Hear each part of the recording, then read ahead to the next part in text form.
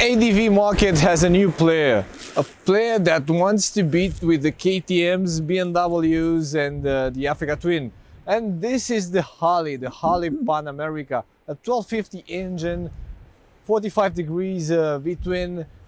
Different approach. We've right today we've made some street miles. We also went off-road a bit, and it's pretty fun because we've put it against one of the benchmarks in the market. So we have the 1250GS, the BMW 1250GS versus the Harley Panamerica. Which one is better? We are trying to find out, and we are going to tell you guys because my friend Adrian and me rode it for close to 100 miles today, and right now we are on the off-road path. We want to tell you about the things that we've spotted on street because they are very important things when it comes to adventure touring bikes like this too. So we've both agreed that the bikes are beautiful on the road.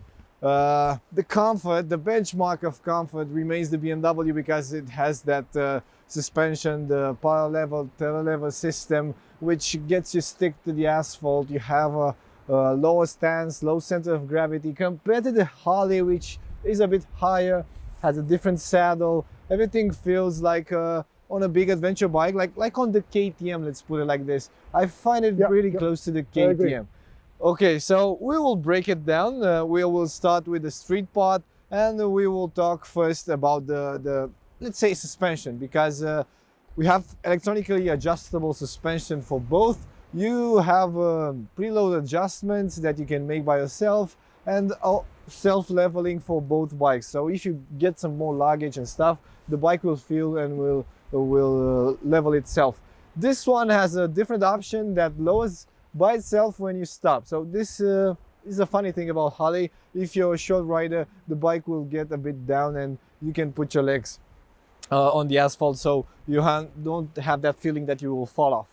What else? The thing that we've spotted is that the BMW on bumpier roads is very comfortable. Meanwhile, at slow speeds, the Harley kind of feels a little bit stiffer. Yeah, a bit stiffer, although we've tried it on different riding modes and different suspension setups. This is not a bad thing, but we've also spotted that the Harley reacts better when you ride it a bit faster. Yeah, completely different. Okay, so yeah, it should be good enough for touring. What about the engine? The engine, 150 horsepower, less horsepower for BMW. That one is a boxer. It pushes like insane, but this one feels different from any other Harley that we've tested so far. It feels so alive. It's punchy. You have a lot of throttle. It's not gutting itself closer to the high RPM range. If you want to get the juice out, you have just to rev it up. Yeah, correct. No vibration or no vibrations at slower speeds until 6,000, 7,000 RPM. If you rev it up a bit higher, you will feel a bit of shivering to your foot pegs, but this is all, you can get used to it. It also has that rubber cushions on the foot pegs. About those foot pegs, they are enduro foot pegs. They look like the enduro ones on trail bikes. Yes, but they are more comfortable than the standard. I think the ones on the BMW are a bit slimmer. Yeah. So let's get back to the engine. It feels impressive. Good job, Harley. This is such a different thing. The Revolution Max engine, the 1250, it's a player. Harley should put it on more bikes because we like it a lot. It's very nice to ride. It feels very elastic. You have lots of torque, mid-range, high up in the Revolution range. You can do wheelies. You can do everything. You can go passing. The gearbox, we've spotted that it's a bit more like a tractor. It makes a bam when you put it in first gear, and afterwards, you have to get a feel about it because you don't have a quick shifter on this one compared to the BMW, which has an up and down quick shifter. I don't know why Harley didn't fit a quick shifter on this one.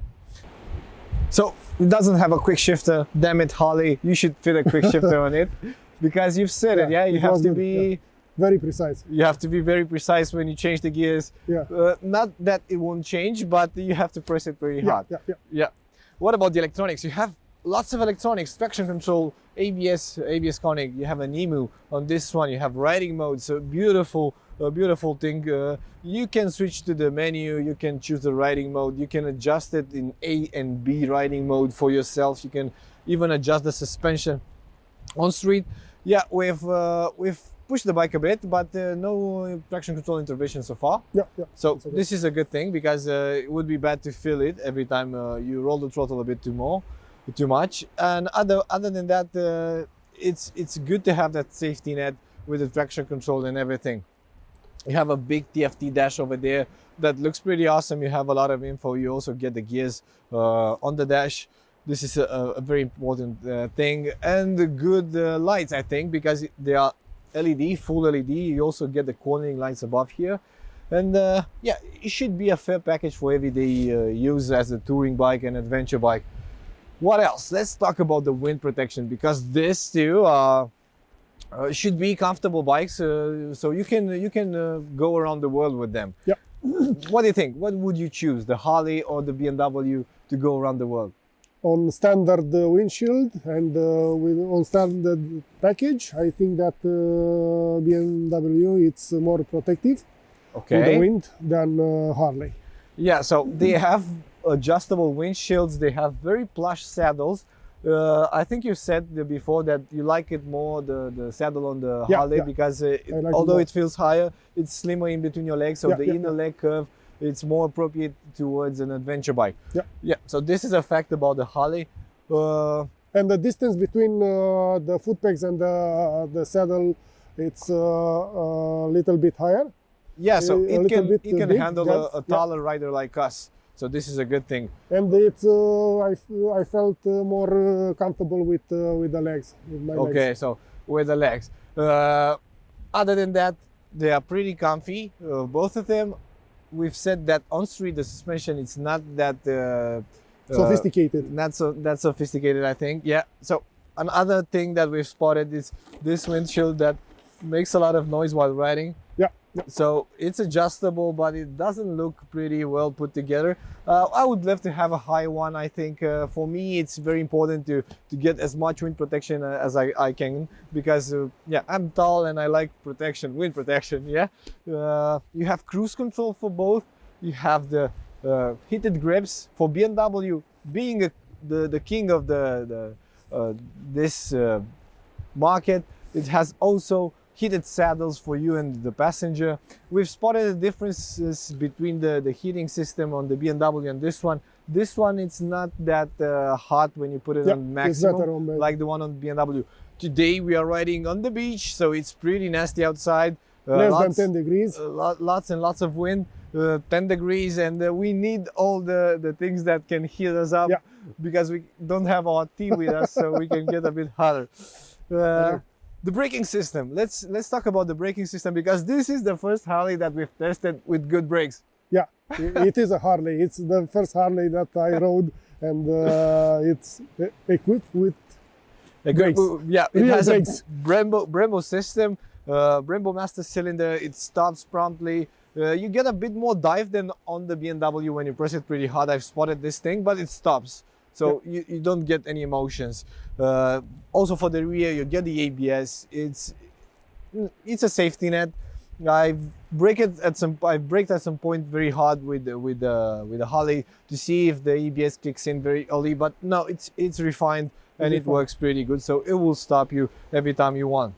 Another important aspect about these two bikes, they need to carry loads. They need to carry a passenger. They need to carry side cases and top case. This unit over here has a maximum load, I think, of 2.5 kilograms. Yeah. This is not sounding very good. No. No?